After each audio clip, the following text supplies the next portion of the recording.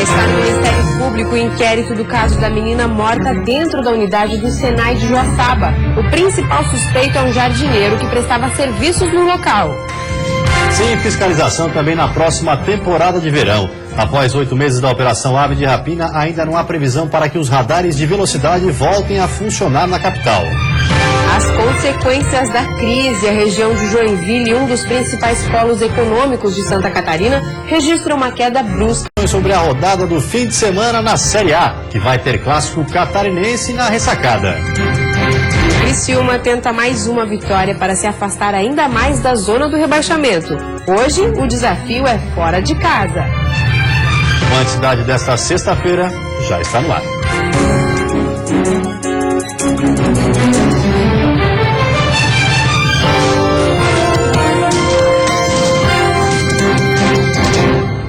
Olá, boa noite. Boa noite. Já está com o Ministério Público o inquérito do caso Mariane Teles, morta dentro da unidade do Senai em Joaçaba. O jardineiro que prestava serviço no local e é acusado pela morte da jovem foi indiciado em 3 crimes.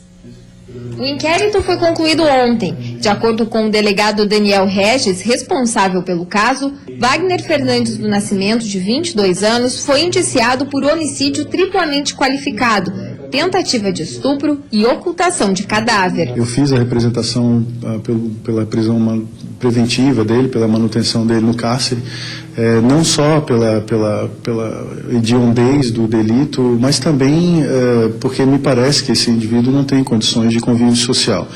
É perigoso, na minha concepção, né, cometer um crime além de bárbaro na minha concepção, mas demonstrou também frieza, né, no esconderijo do corpo, no fato de ter voltado ao convívio de colegas dela logo em seguida, né, durante aquela tarde de 16 de março. Então, me parece um indivíduo extremamente nocivo que deve permanecer preso, ao menos até o seu julgamento. A polícia pediu a prisão preventiva de Wagner. O acusado está no presídio regional de Joaçaba desde o dia 16 de maio. Com a conclusão do inquérito, o Ministério Público tem 5 dias a partir da entrega da documentação para oferecer a denúncia contra Wagner. E após a análise do processo, o réu poderá, se a promotoria decidir, ir à júri popular. Mariane Teles desapareceu no dia 16 de março e seu corpo foi localizado um mês depois no interior da cidade de Jaborá.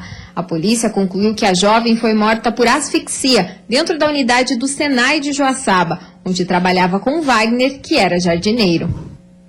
Policiais rodoviários federais declararam estado de greve em Santa Catarina. A decisão foi anunciada em assembleia na capital. Em assembleia extraordinária hoje de manhã ficou definido o estado de greve da categoria. A assembleia foi suspensa, podendo ser retomada a qualquer momento para definir manifestações pontuais pelo estado. A principal reivindicação da categoria é a reestruturação da carreira. Nós somos hoje uma carreira típica de estado de nível superior, com atribuições de alta complexidade, e as demais categorias do executivo que têm essas mesmas características hoje têm um vencimento, um subsídio superior ao nosso em mais de 50%. Por isso a nossa busca da reestruturação da carreira. Segundo o sindicato, em 2012, os policiais rodoviários federais conquistaram um nível superior para a carreira, mas o subsídio ainda precisa ser adequado. Ainda de acordo com o sindicato, atualmente os policiais rodoviários federais estão no patamar mais baixo de remuneração, quando comparados a servidores de outras carreiras típicas do estado. A categoria também reivindica o aumento do efetivo e melhores condições de trabalho. Por enquanto, os serviços e as fiscalizações nas estradas não serão afetados. Só lembrando que a gente não quer, em momento nenhum, algum ato que prejudique a sociedade. Então a gente está buscando esse diálogo para evitar esse tipo de manifestação. Sem novidade, Florianópolis deverá ter a segunda temporada de verão sem radares de velocidade nas ruas. 8 meses depois da Operação Ave de Rapina, o impasse dos radares continua na capital. Uma nova licitação não será concluída a tempo e, por isso, os radares devem permanecer desativados durante a temporada de verão. Portanto, não há previsão para que novas empresas sejam responsáveis pelo monitoramento e manutenção dos radares e semáforos. Os aparelhos estão desligados desde dezembro de 2014. A Operação Ave de Rapina investigou e chegou a prender executivos da empresa Coop, que era responsável pelos radares, e da empresa Focali, que era responsável pelos semáforos, por suspeita de participarem de um esquema conhecido como a máfia dos radares. Segundo a Polícia Federal, o esquema era composto por empresários, servidores públicos e políticos, que fraudavam licitações e criavam aditivos contratuais ilícitos. E a seguir foram liberados pelo Ministério da Saúde os recursos para o mutirão de cirurgias eletivas do Estado. E ainda inaugurada na Serra a primeira indústria voltada ao processamento de peixe.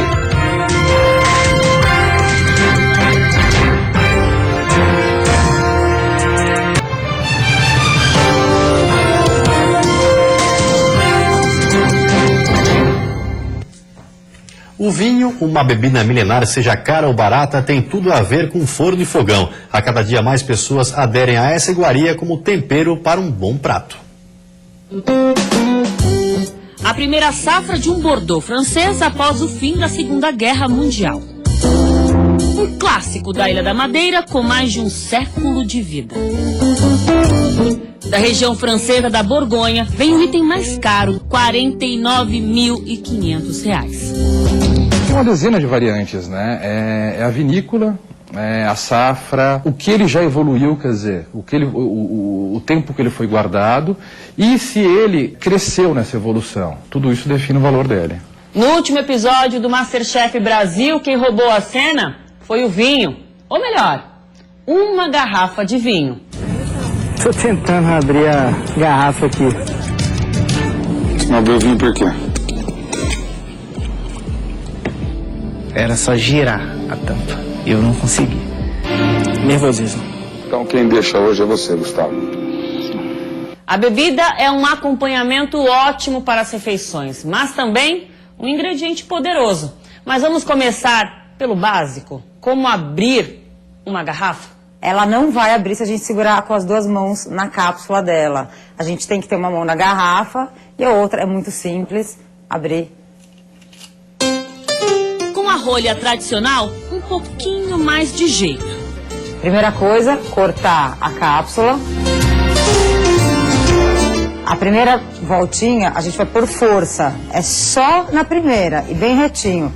Entrou, gira. Com delicadeza, que acabou a força. A gente tem uma primeira alavanca que a gente vai apoiar e subir. Terminou esse apoio, a gente tem um segundo apoio.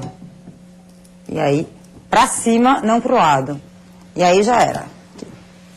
A cozinha aceita um vinho mais em conta, dos baratinhos. Na mesa, vale investir em um mais sofisticado. Agora, precisa de um combinado entre eles. Ganso, pato, todo esse tipo de ave é muito comum no sudoeste da França. Então, você pode usar um vinho de Bordeaux, você pode usar um vinho do Madiran, que são vinhos da onde vem essa gastronomia. Outra combinação importante, quem vai dizer é a Dona Isilda. O frango, você pode usar vinho branco. O pernil, vinho branco, carne de porco. Até peixe, às vezes, você pode pôr um pouco de vinho branco. E o vinho tinto você usa só na carne de vitela e carne vermelha. Quem aí duvida que dá certo, hein? Maravilhoso. Lucro que vem dos rios para fomentar a cultura de pescados de água doce no estado, foi inaugurada na Serra a primeira indústria voltada ao processamento do peixe. A empresa é a primeira na região voltada ao processamento de pescados e foi inaugurada na tarde desta sexta-feira. Cerca de 14 empregos diretos e 200 indiretos foram criados na região.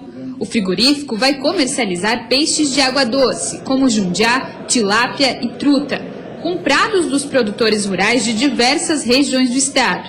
E aqui vão passar por todos os procedimentos para assim chegarem às prateleiras dos supermercados. Temos aí um volume já de produtor, de mais de 160 produtores, porque nós não envolvemos só a serra aqui.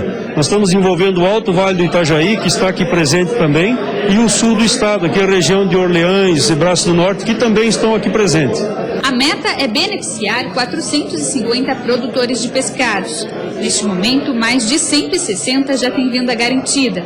Uma forma de ajudar a desenvolver essa atividade no estado e beneficiar o pequeno produtor. Hoje, uma grande dificuldade para o produtor é investir na produção e depois, quando o peixe está pronto, não ter para quem vender, né? Então, o frigorífico ele vem numa lógica de fortalecer a organização do cultivo de peixe, da cadeia produtiva na região, em Lages e também nas regiões próximas, né? Com a nova indústria atuando em Lages, a ideia agora é capacitar os produtores rurais para desenvolver a produção em mais localidades. Com a capacitação e assistência técnica, a partir de parcerias que a gente já estabeleceu com a EPAGRE e com o CAV, a gente pretende qualificar o nosso agricultor e fazer com que ele consiga produzir em índices satisfatórios e que gere retorno econômico para ele também.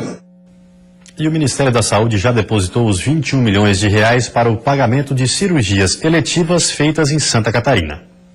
A portaria que autorizava a liberação já havia sido publicada no Diário Oficial da União no início da semana. O valor é referente aos atendimentos de 2014 do mutirão de cirurgias do governo do estado desde 2011 e foi anunciado em reunião com o governador em Brasília. A previsão do Ministério da Saúde era liberar o recurso apenas no final deste mês, mas com a intensa mobilização, a antecipação foi possível. Já vai sair também os recursos para a continuidade do mutirão agora ao longo do ano de 2015. Nós estamos reformulando o mutirão. O mutirão é uma das grandes ações do governador Raimundo Colombo no seu primeiro mandato, no que diz respeito a mais de 100 mil procedimentos cirúrgicos que foram realizados. E agora nós estamos em parceria com os municípios reformulando o mutirão. O mutirão em Santa Catarina garante a realização de cirurgias ambulatoriais, cirurgias hospitalares e cirurgias múltiplas. O objetivo do programa, que ocorre em todas as regiões catarinenses, é diminuir a fila de espera por cirurgias de menor gravidade, como catarata, varizes, hérnia e vesícula. E depois do intervalo tem futebol. As informações sobre a rodada do fim de semana da Série A, que vai ter clássico catarinense na ressacada. E o Criciúma tenta outra vitória para se afastar ainda mais da zona do rebaixamento. Hoje o desafio é fora de casa.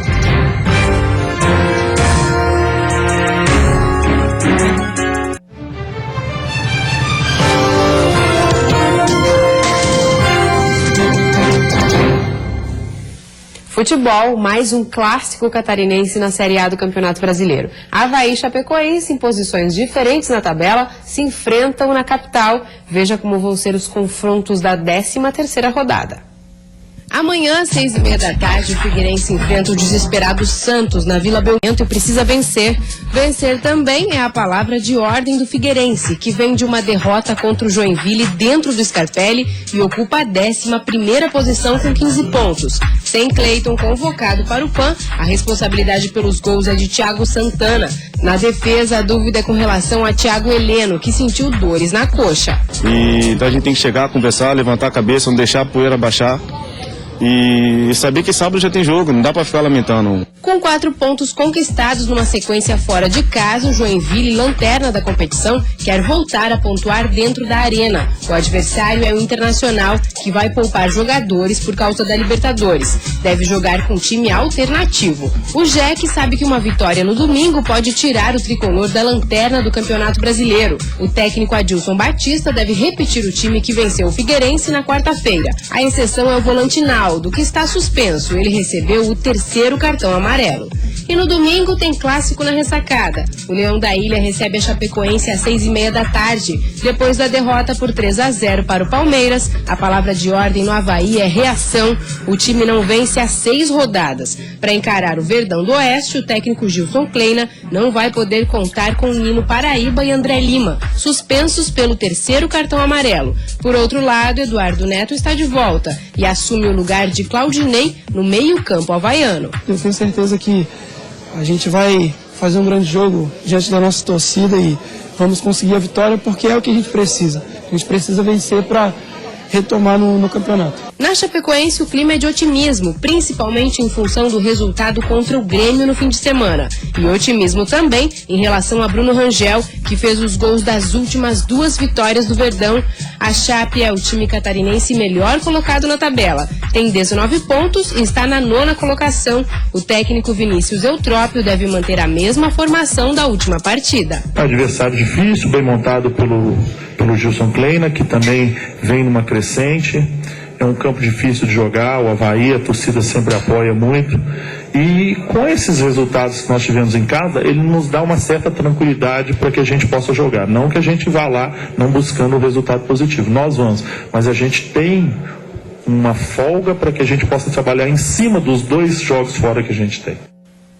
E pela Série B, o Criciúma volta a campo daqui a pouco às 7h30 contra o Ceará em Fortaleza. O Tigre tenta manter a invencibilidade na era Petkovic. Ele chegou ao Criciúma com uma missão difícil, tirar o time da situação complicada na Série B do Campeonato Brasileiro. Dia após dia vamos nos conhecer melhor, cada dia, então vamos aprender uns com os outros e tentar dar um caminho, né, traçar um caminho, uma estrada que para vitórias, para o Criciúma, e é uma estrada que não é uma reta, né?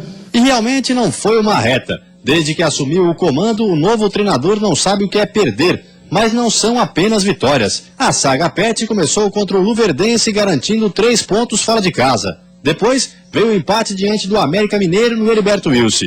Na sequência, 0-0 contra o Paraná em Curitiba. E por fim, a vitória sobre o Bragantino. Na última partida, o sérvio contou com um nome de peso, o goleiro Luiz, que defendeu 2 vezes o mesmo pênalti, já que na primeira o árbitro mandou voltar a cobrança, alegando que o goleiro se adiantou. Na sequência, até parecia replay, mas não, nova defesa mostrando equilíbrio e sangue frio. 2 pontos foi a primeira vez, cara, mas é uma sensação totalmente diferente quando você pega uma vez só, né? Porque fica naquela dúvida do batedor. Bato no mesmo canto, não bato, troco o batedor ou não. E eu também ali, eu vou no mesmo canto ou não vou. Eu acabei realmente segurando um pouco mais, não adiantei, não dei lado pro batedor. Feliz com a situação de ter pego, feliz ainda pelo resultado. E Luiz não parou por aí, simplesmente fechou o gol.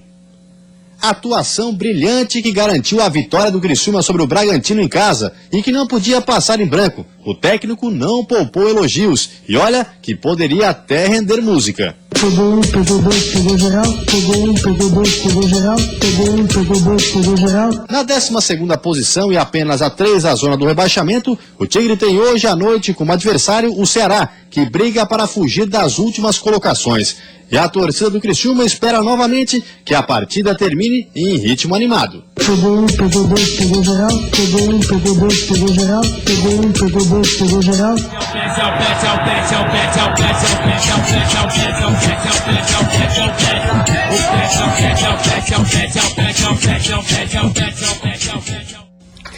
E a seguir, os reflexos da crise. O número de ofertas de emprego caiu quase pela metade na região de Joinville. E ainda devem ficar prontas no fim do ano as obras do aeroporto de Correia Pinto, na Serra.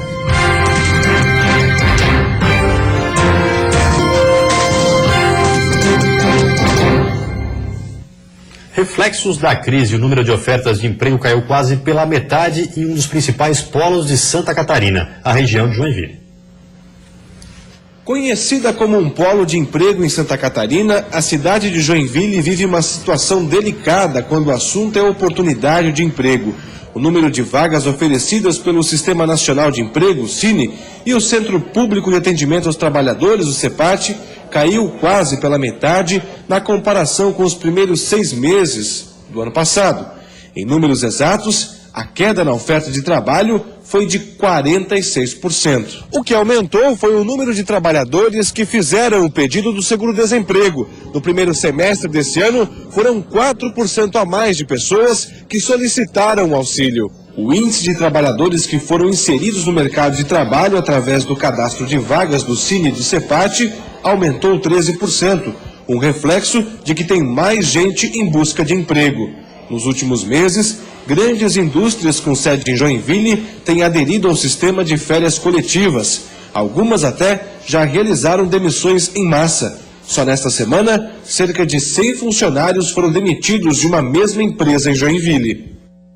O fim de semana deve ser chuvoso em todo o estado. Neste sábado, a mínima fica em 8 graus na Serra e a máxima em 21 no Oeste, Vale do Itajaí e também na Grande Florianópolis. No Planalto Norte, mínima de 11 e máxima de 18. No Oeste, mínima de 12. E no Litoral Sul e Norte, mínimas entre 14 e 15 graus. No domingo, a condição é parecida. A Serra Catarinense está cada vez mais próxima de ter um aeroporto em operação. O terminal de Correia Pinto está com as obras a todo vapor. No aeroporto de Correia Pinto, as obras seguem com regularidade. A pista que dá acesso ao local já foi concluída. O prédio está pronto e a pista de decolagem e pouso também. Agora, segundo o secretário de Desenvolvimento Regional, faltam algumas etapas que devem ser concluídas até o final do ano. Nós estamos trabalhando, concluímos aqui o acesso, né, faltando apenas a rótula aí da 116. Estamos trabalhando também aqui na rede elétrica, no cercamento, então as obras estão andando paralela. A boa notícia é que nesta semana um especialista da companhia aérea Gol esteve visitando o aeroporto para conferir a construção. A partir de agora, a companhia vai acompanhar passo a passo as obras. De acordo com o secretário, a empresa irá fazer um estudo das características socioeconômicas da região. A ideia é que a companhia já comece a operar assim que as obras por aqui forem concluídas. Para isso, a homologação para o início das operações dos voos já está em fase inicial. Estamos trabalhando junto para que aconteçam, né, a partir do momento que você concluiu as obras aqui, também já esteja homologado ao aeroporto. Então, acho que as coisas estão acontecendo, estão andando e temos absoluta certeza e torcendo e trabalhando firme, fortes, determinada para que realmente a região serrana tenha um voo. Por enquanto, os voos linha Correia Pinto São Paulo estão sendo estudados pela empresa, que quer operar aqui com uma aeronave para 177 pessoas. A rota escolhida com destino à capital paulista é pedido antigo dos empresários de Lages, que esperam há décadas que isso aconteça. Não se admite hoje em dia não ter voo comercial numa região como a nossa. Então nós precisamos, para todos os motivos, quer comercial, quer turístico e quer para outras oportunidades, eventos, etc e tal, não tem como não ter voo a partir de Lages, para o centro do país. Uma audiência pública agora à tarde debateu quais devem ser as prioridades regionais a serem cumpridas pelo governo do estado nos próximos 4 anos. As propostas vão impactar diretamente nas leis de diretrizes orçamentárias e no orçamento anual. Com o plenarinho da Assembleia Legislativa cheio, os deputados debateram as principais reivindicações dos participantes. Estavam presentes representantes de prefeituras e comunidades. Na pauta, temas como saúde, educação e infraestrutura. Por exemplo, construção e reforma de hospitais, é extremamente importante. Centros educacionais, SEDUP, é uma reivindicação também das mais que se constata nas audiências do orçamento regionalizado. Das 78 propostas sugeridas, 12 já haviam sido pré-selecionadas em seminários regionais. Agora, 3 delas já devem fazer parte do orçamento do ano que vem. As demais serão incluídas no plano plurianual e devem sair do papel até 2019. E as audiências públicas, elas têm se revestido de grande sucesso. De público, as autoridades pertencentes a cada uma dessas regiões, e a sociedade civil organizada também se faz presente, por intermédio de representantes de associações, de centros comunitários, de sindicatos, de lideranças rurais, empresariais, enfim, tem dado assim um bom resultado. Ao todo serão 32 audiências públicas. Nesta de hoje, de número 29, foram debatidas as prioridades de 13 municípios da Grande Florianópolis. Os assuntos vão desde a construção de uma sede para o Instituto de Cardiologia do Estado, que hoje funciona dentro do Hospital Regional de São José, até a ampliação e reforma de escolas em toda a região. A análise da comissão coordenadora do orçamento regionalizado é que o governo do estado cumpre em média 40% das sugestões. As definições este ano têm que dar entrada aqui na Assembleia Legislativa até o final de agosto. E para 2016, um projeto de emenda à Constituição Estadual pode tornar obrigatória a realização dos pedidos da sociedade, sob pena de responsabilidade civil pelo não cumprimento. E antes de encerrarmos, vamos dar uma olhadinha no trânsito da capital. Aí você acompanha imagens ao vivo das pontes Colombo Salles e Pedro Ivo Campos. Movimento intenso, principalmente para quem deixa a ilha de Santa Catarina. Agora, em Florianópolis, 19 graus. E vem aí o Jornal da Band. Um ótimo fim de semana para você. Até segunda. Bom final de semana e até segunda-feira.